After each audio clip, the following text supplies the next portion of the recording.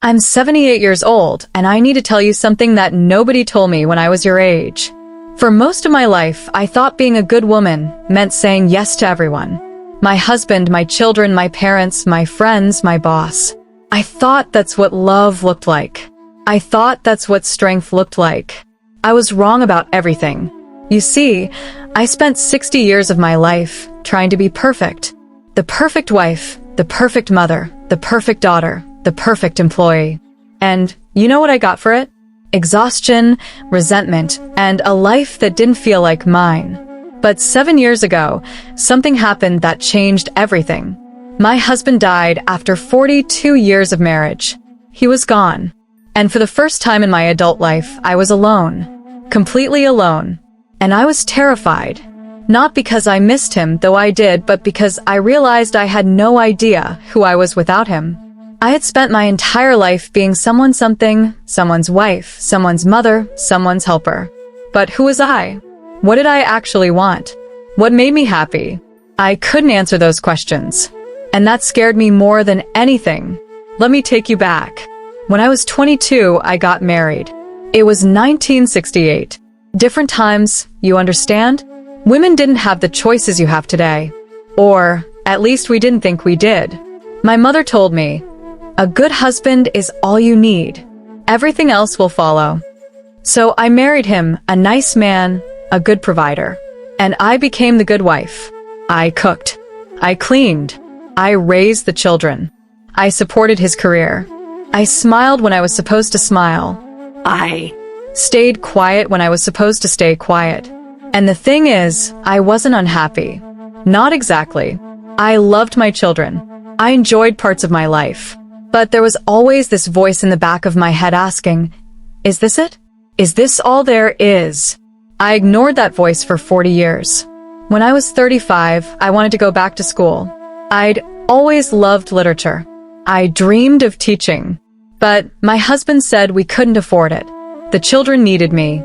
Music maybe later, he said, so I waited. When the kids were grown, I brought it up again. But then he was thinking about retirement. We'd need to help with his parents. Maybe in a few years. So I waited again. When I was 55, his parents had passed. I thought, now it's my turn. But our daughter got divorced. She needed help with the grandchildren. How could I think about myself when my family needed me? So I waited again. And then at 71, he died. And there was nobody left to wait for. Here's what nobody tells you about being a woman, especially a woman of my generation. We were taught that self-sacrifice was noble, that putting everyone else first made us good. That our worth came from how much we gave, not from who we were. And it's a lie, a beautiful, terrible lie. 'Cause here's the truth I learned too late. You can't pour from an empty cup. You can't love others fully when you don't love yourself. You can't give everything away and expect to have anything left. I gave and gave and gave. And when my husband died, I looked in the mirror and I didn't recognize the woman staring back at me. She looked tired. She looked old. She looked sad. And she looked like a stranger. The first year after he died was lost. I'd wake up with nothing to do, no one to cook for, no one to serve. For 60 years, my identity had been wrapped up in other people. But then something happened. About 18 months later, I found a letter he'd written before we married. In it, he talked about my intelligence, my curiosity, how he couldn't wait to see what I would accomplish. I sat on the floor holding that letter, and I cried because that girl he'd fallen in love with, I'd buried her.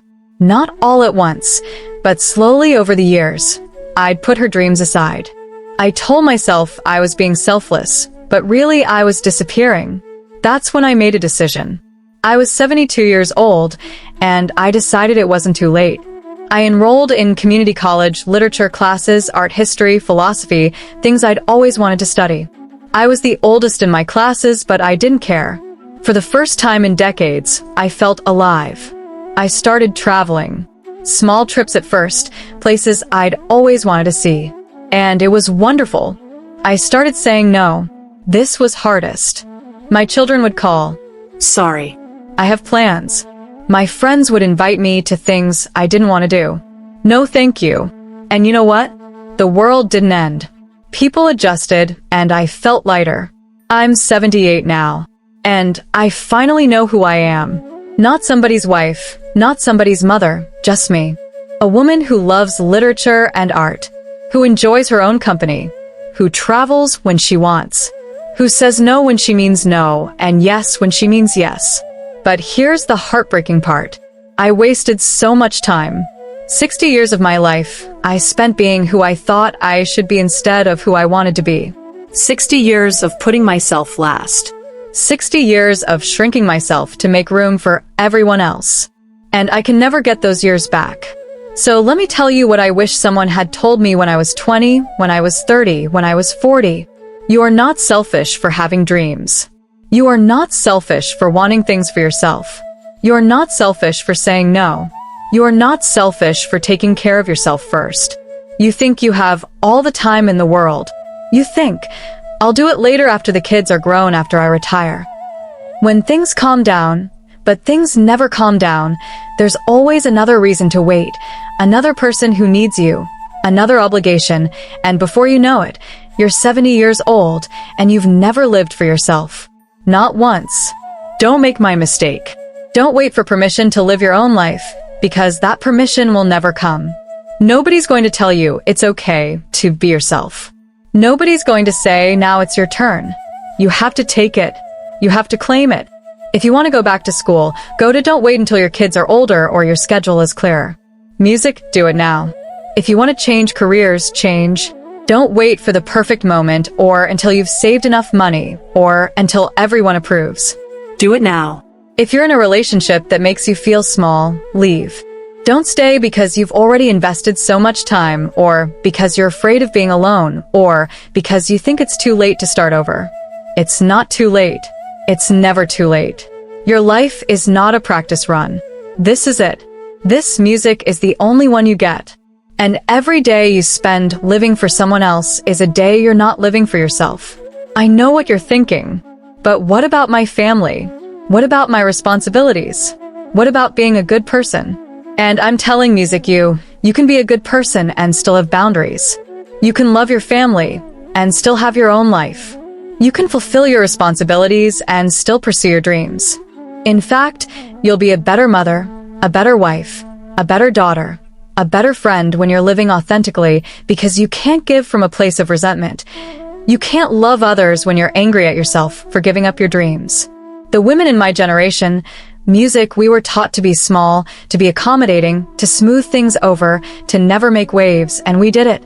We did it so well that we disappeared. But you don't have to. You have choices we didn't have. You have opportunities we didn't have. Don't waste them trying to be perfect. Don't waste them trying to please everyone. Because here's the truth. You'll never please everyone. There will always be someone who thinks you're being selfish.